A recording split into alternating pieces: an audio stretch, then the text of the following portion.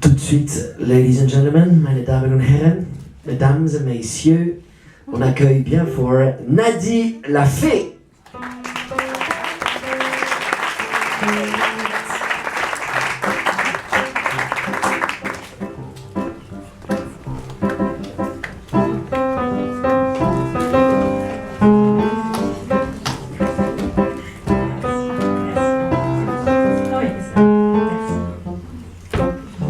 Bonsoir. Merci de cet accueil toujours chaleureux au lundi soir. J'ai accouché hier soir de ce texte.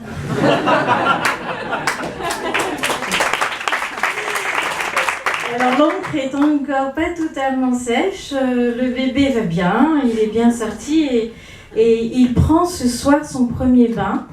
Alors, il est encore un peu brut de décoffrage, hein. L'éducation n'est pas encore bien faite, à peine 24 heures. Donc voilà. C'est un hymne à mon île, encore en plein changement. Intense est l'adjectif souvent utilisé pour la qualifier.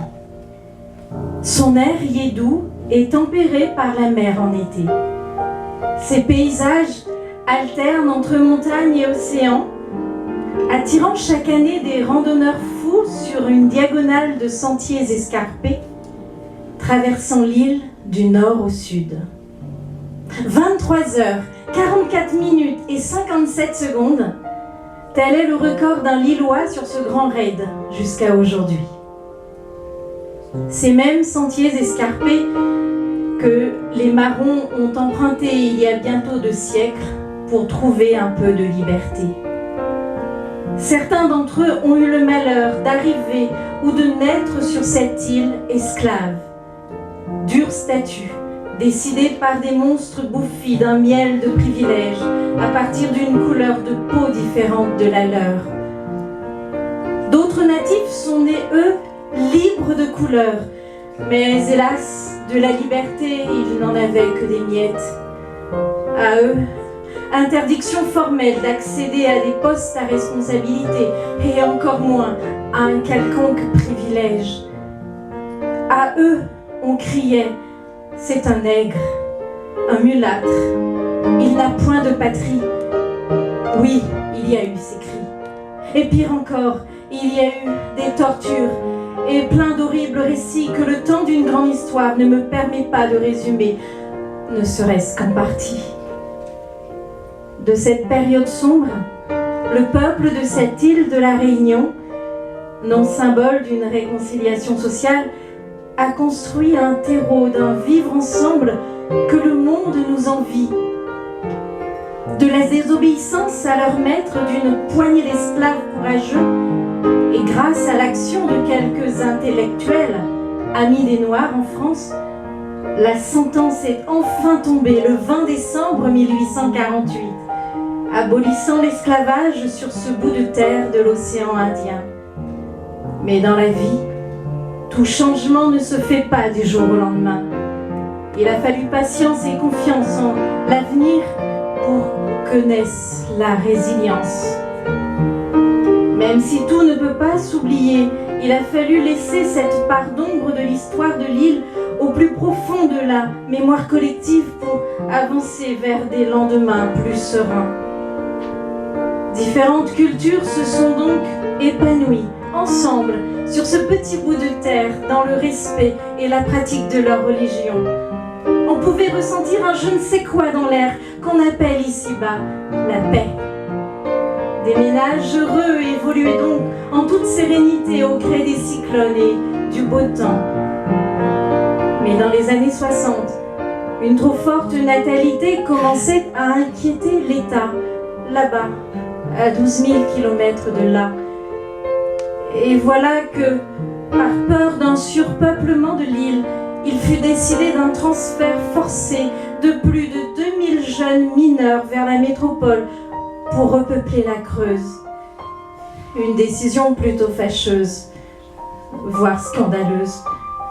Beaucoup d'adolescents furent mis en esclavage chez des paysans qui avaient trouvé là main-d'œuvre gratuite et corvéable à merci. Et puis, il y a eu les années 70, pendant que Simone Veil tentait de défendre à Paris une loi pour que chaque femme puisse disposer de leur corps. Des avortements forcés, assortis d'une stérilisation non consentie, sur des mères de familles nombreuses étaient monnaie courante dans l'île. Ils étaient pratiqués par des médecins blancs qui se croyaient tout permis. Pour justifier de leurs actes, chacun plaidait la bonne cause, éviter un surpeuplement de l'île. Aujourd'hui, le changement c'est maintenant. L'île de la Réunion approche du 1 million d'habitants. Pas à cause d'une trop forte natalité non contrôlée, non. Mais cette surpopulation vient des migrations de familles, trouvant sur l'île le climat agréable et bon et le vivre ensemble réunionnais plus que parfait. C'est vrai que ça change de l'entre-soi et du chacun pour soi.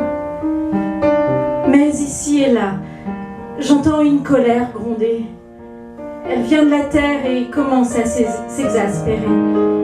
Les prix des loyers ont augmenté, les embouteillages deviennent un quotidien insupportable. Les transports en commun n'ont pas évolué. À cette situation, visiblement, personne ne s'y attendait. Mais il va bien falloir que quelques-uns s'y penchent. Sinon, ça risque d'exploser. Le piton de la fournaise a pris le devant. Depuis un mois, il crache au ciel des colonnes de sang qu'il a trop gardées en son sein. Le spectacle est époustouflant. En ce moment, le temps se suspend devant sa progression majestueuse. Les querelles sont mises en sourdine. Tout le monde accourt aux premières loges, parfois à leurs risques et périls, mais la sécurité est là qui protège et prévient. Les photographes veillent d'un œil à qui obtiendra la meilleure prise. Les hélicoptères tournent à plein régime. Mais bon, pour les discours sur l'écologie, j'y reviendrai plus tard, sinon je dépasserai le temps imparti. Et soudain, l'autre jour, comme un signe d'encouragement à retrouver l'harmonie sur l'île, les laves ont pris le chemin vers la mer, formant une cascade de feux rouges flamboyants. Elle se déverse en ce moment allègrement dans un océan qui lui ouvre ses bras pour l'accueillir et lui faire un peu de place pour agrandir ce sol réunionnais tant aimé et convoité, mais aujourd'hui trop peuplé. Mais dans la vie, tout ne se fait pas du jour au lendemain.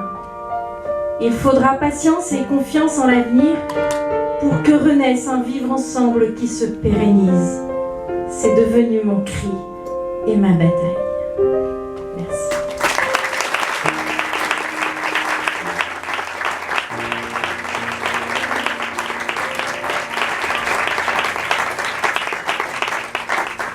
Merci beaucoup Charles, merci de votre accueil. Alors au niveau de ma publicité, donc j'ai une association Nadie l'a fait.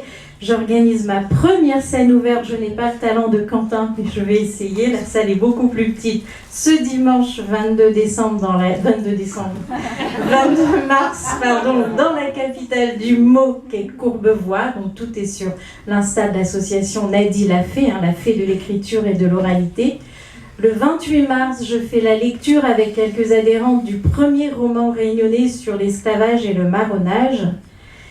Et j'ai une autre grande nouvelle, vous vous souvenez peut-être pour ceux qui étaient là le mois dernier, j'avais émis un rêve à l'univers de faire quelque chose sur une scène avec Quentin Gouverneur. Et l'univers m'a entendu, alors bloquez la date, on vous en dira plus bientôt, on parlera d'amour. Quentin sera avec moi sur scène et bien d'autres talents. Et c'est le 13 juin, c'est un samedi après-midi, ça sera à Courbevoie, dans un lieu juste magnifique en extérieur, donc il va falloir que la météo soit avec nous. Merci.